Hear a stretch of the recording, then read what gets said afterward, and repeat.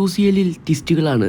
കാര്യം കഴിഞ്ഞ ദിവസം നടന്ന മത്സരത്തിൽ കഴിഞ്ഞ തവണ UCL ഫൈനൽ കളിച്ച ടീമാണ് ഇന്റർ മിലാൻ. അവർക്ക് കാലിടറി മോഡോഗ്ലിറ്റിനോട് ഇന്റർ മിലാൻ പരാജയപ്പെട്ടിരിക്കുന്നു. അതെ, 2-1 പരാജയപ്പെട്ടത്. അഗ്രിഗേറ്റ് സ്കോർ നോക്കുകയാണെങ്കിൽ 5-2.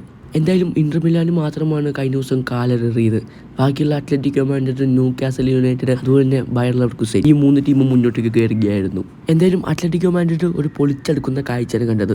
4-1 അത്ലറ്റിക്കോ മാഡ്രിഡ് വിജയിച്ചത്. എന്തായാലും ആദ്യ പാദത്തിലെ 3-3 സമനില, പക്ഷെ രണ്ടാം ഭാഗത്തിൽ അത് പൊളിച്ചെടുക്കുന്ന കാഴ്ചയാണ് നമ്മളെല്ലാവരും കണ്ടത്. എന്തായാലും സോർലോത്തിന്റെ ഹാട്രിക്കാണ്, പിന്നെ കട്ടോസോയുടെ ഒരു ഗോളും. അങ്ങനെ അഗ്രിഗേറ്റ് സ്കോറിൽ 7-4 വിജയിച്ച് ഡീഗോ സിമിയോണിയും സംഘവും UCL-ന്റെ പ്രീ ക്വാർട്ടർ ഉറപ്പാക്കിയിരിക്കുന്നു. എന്തായാലും അതേസമയം ന്യൂകാസൽ യുണൈറ്റഡ് ആവട്ടെ ആദ്യ ഭാഗത്തിലെ തകർപ്പൻ വിജയം, അതിന് തുടർച്ചയായിട്ട് 3-2 വിജയമാണ് രണ്ടാം ഭാഗത്തിൽ. അഗ്രിഗേറ്റ് സ്കോർ നോക്കുകയാണെങ്കിൽ 9-3. എന്തായാലും അങ്ങനെ ന്യൂകാസൽ യുണൈറ്റഡും പ്രീ ക്വാർട്ടർ ഉറപ്പിക്കുകയാണ്. എന്തായാലും ന്യൂകാസലിന് വേണ്ടി ഈ കളിയിൽ ഗോളടിച്ചത് ടൊണാലിയും ജോയലന്റെയും അതുപോലെ തന്നെ ബോട്ട്മനുമാണ് ഗോൾ കണ്ടെത്തിയത്. മറുഭാഗത്ത് ഡ്യൂറനും കഫർക്കീലോയുമാണ് ഗോൾ കണ്ടെത്തിയത്.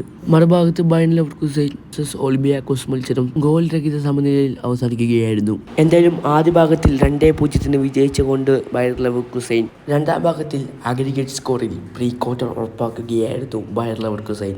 വീഡിയോ ഇഷ്ടപ്പെട്ട ലൈക്ക് ചെയ്യാൻ മറക്കരുത്. ചാനൽ സബ്സ്ക്രൈബ് ചെയ്യുക.